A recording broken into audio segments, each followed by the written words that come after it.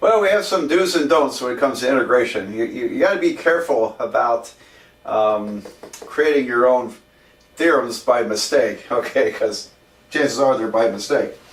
And here's a great example of this. Now, it would be tempting, perhaps at this stage of your learning, to separate this into two integrals, and that would not work. Multiplied together, it does not work. So, for example, if I integrate the product of functions, f of x times g of x, so that's a product, not an addition or a subtraction, but a multiplication.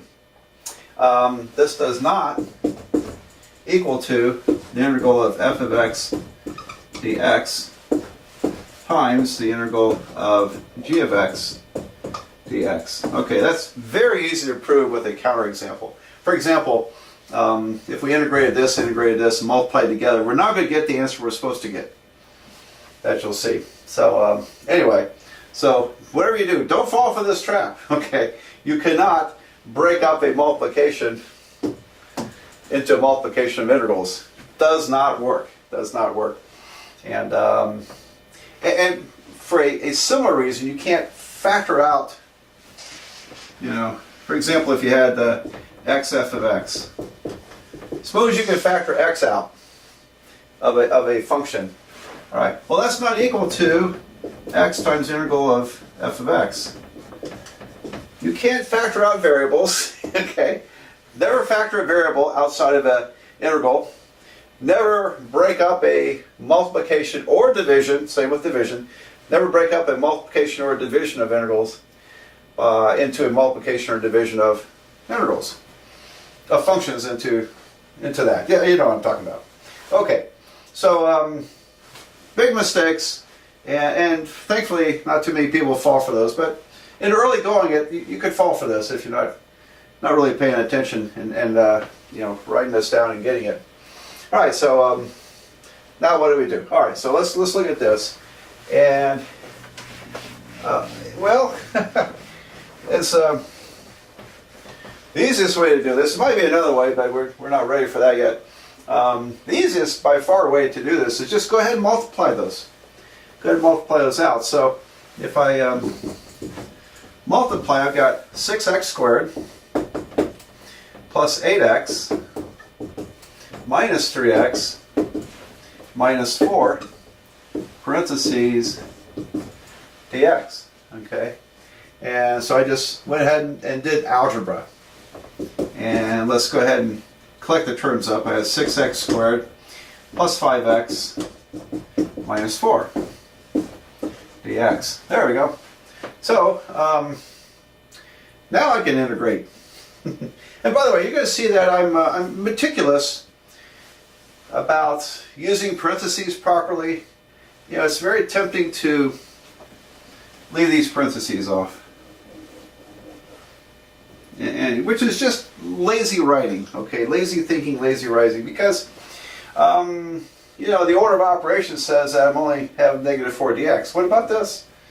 What about that? All this is multiplied by the differential parentheses. So tend to those details. They're important. Those little details are important, and in your work. And don't be lazy about writing the proper notation. A lot of students are, and it really trips them up at some point when things get a little tougher. Okay. All right. So I just multiplied it out. Now let's go ahead and integrate. And so when I integrate 6x squared, I'm going to get 6 times x to the third over 3. Add 1, divide by 3. This one, you know, when you integrate x, you get, that's x to the first. So you end up getting x to the second divided over 2. So the integral of x is x squared over 2. All right, so this is going to be 5x squared over 2 plus 5x squared over 2. And then, what's the integral of a constant? Very nice, very nice. So here's a theorem. I'll throw another one in. Maybe I should have put this on the list earlier. But when you integrate a constant with respect to x, you would get the constant times the variable. Cx plus, oh boy. Now I've got a different constant, don't I? I'll tell you, I'll call it capital C1. How's that?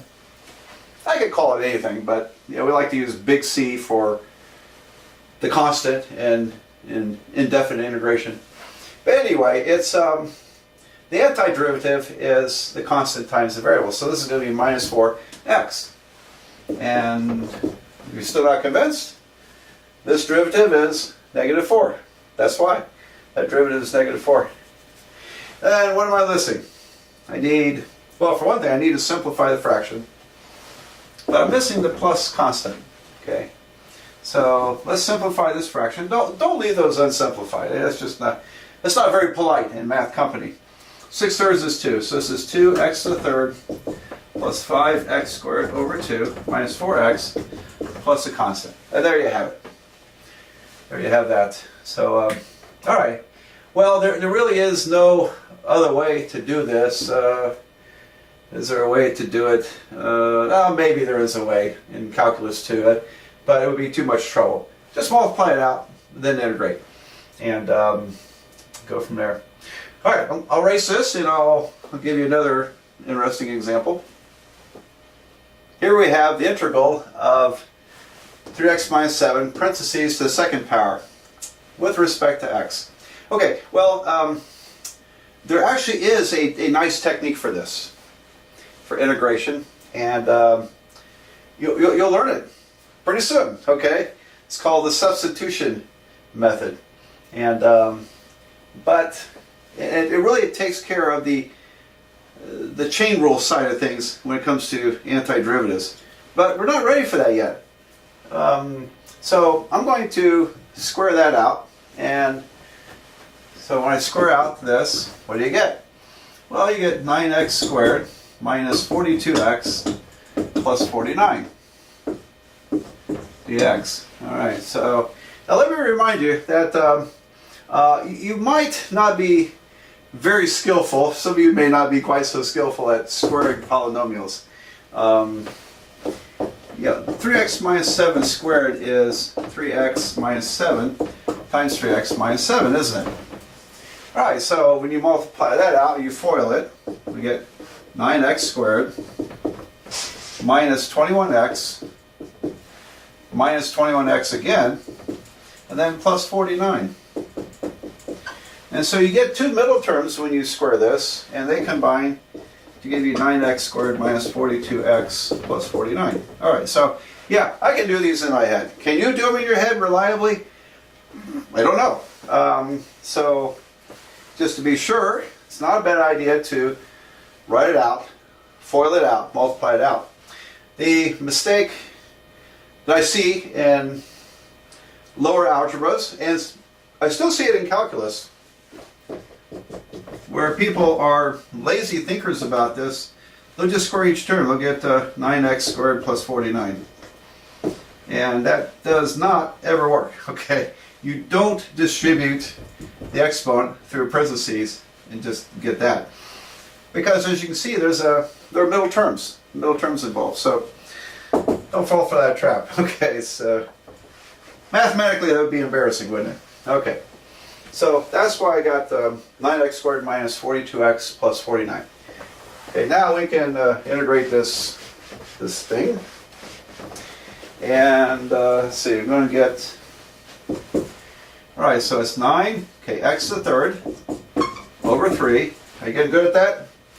Add 1, divide by the new exponent, 9x to the third over 3, minus 42x to the second over 2, plus, what's the integral of a constant?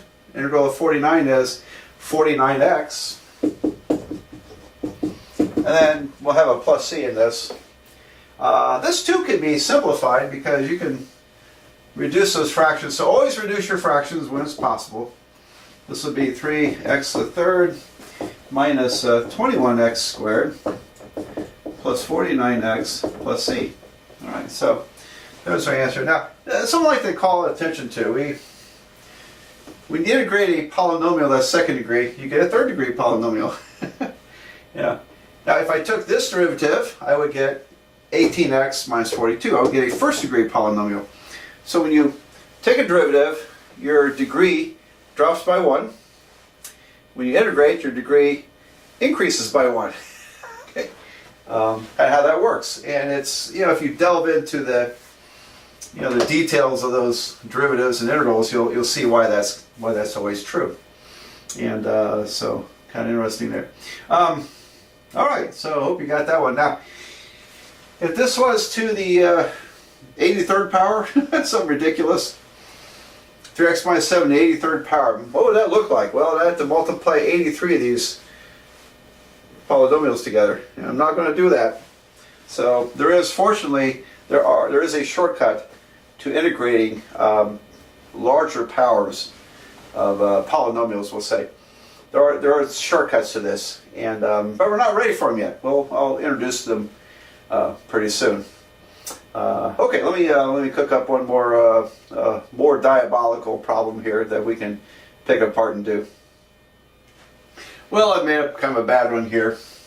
This is integral parentheses square root of x minus 7 over x squared times parentheses x squared plus square root of x to the 3rd power minus 1 over x with respect to x. Okay, so immediately you might say, wait a minute, I thought we weren't supposed to, we're not ready for this one yet. We can't integrate 1 over x because we got a logarithm form. Well, no, this 1 over x is going to die off when we multiply it out. So, and that's exactly what I'm going to do. You don't dare integrate this part and then multiply by the integral of that part. You got to multiply all this together. So that's what you got to do here. All right, so I'm going to make it easier by going to fractional exponents, or in this case, I'll call that x to the minus 1. So let's call that x to the 1/2, and this is minus 7x to the negative 2, because it's the denominator, so it comes up as negative 2. Now I've got x squared plus, now x square root of x to the 3rd power would be x to the 3 over 2. So here's the cube, and the 2 in the denominator represents the square root. And finally I have minus x to the negative 1 dx. Alright, so we have quite a mess here. Alright, so I'm going to multiply this out. I'm going to take this term and multiply each of these.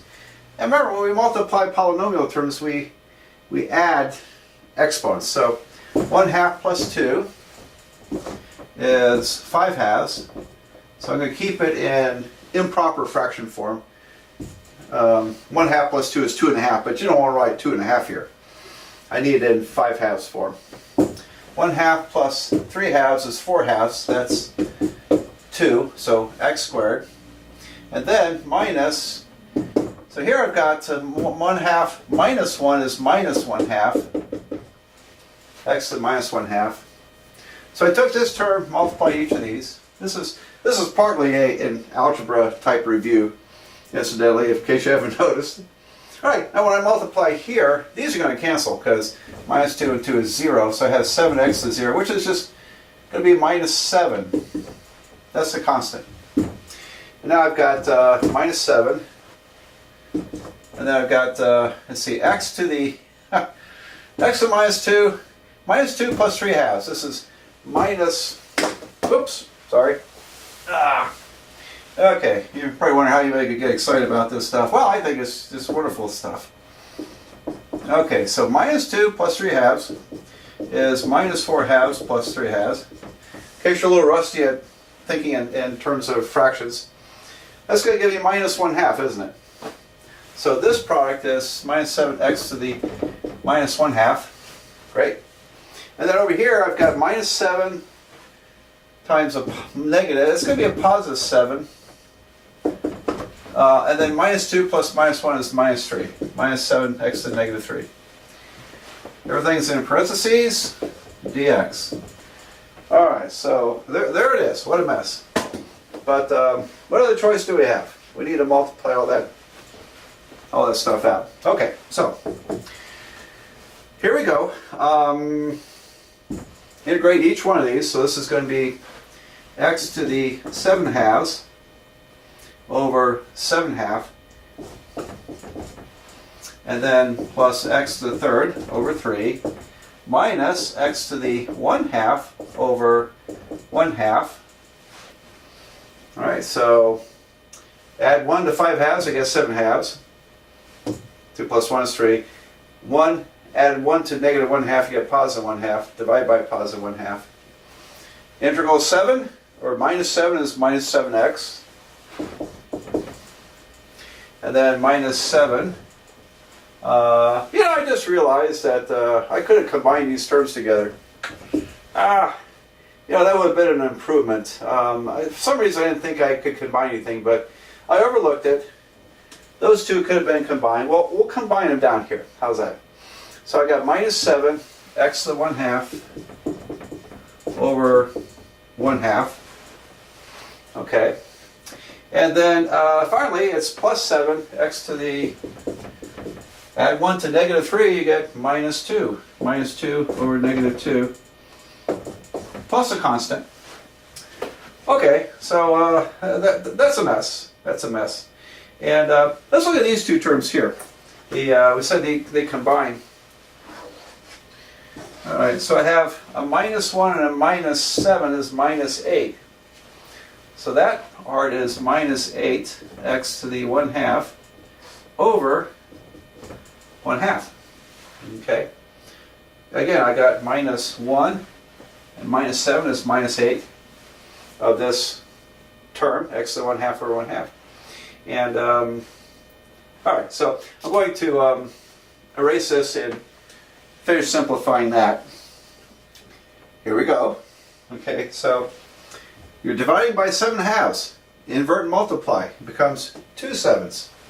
So I have 2 x to the 7/2 over 7. And then this is just, that doesn't change, plus x to the third over 3. And these two terms, we saw that right here. Well, when you invert and multiply, you're multiplying by 2. So you end up with minus 16, don't you? Minus 16 x to the 1/2.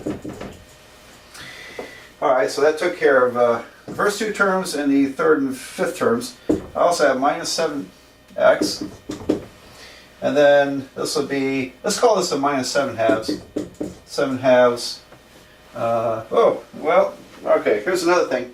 The x to the minus 2 is 1 over x squared. So how about we call this minus, there's a negative sign, 7 over 2x squared. And then plus c. Okay, so there you have it. We could put that in square root form and that in square root form if we wanted to. That would be okay. And if we did, what would it look like? It would be 2 7ths square root of x to the 7th power plus x cubed over 3 minus 16 times the square root of x minus 7x minus 7 over 2x squared plus a constant. There you have it. Okay, so that's it in square root form. That was a pretty messy problem, but it allows me to cover a lot of bases with this intro part to indefinite integration. All right, so all right, we'll continue on from here.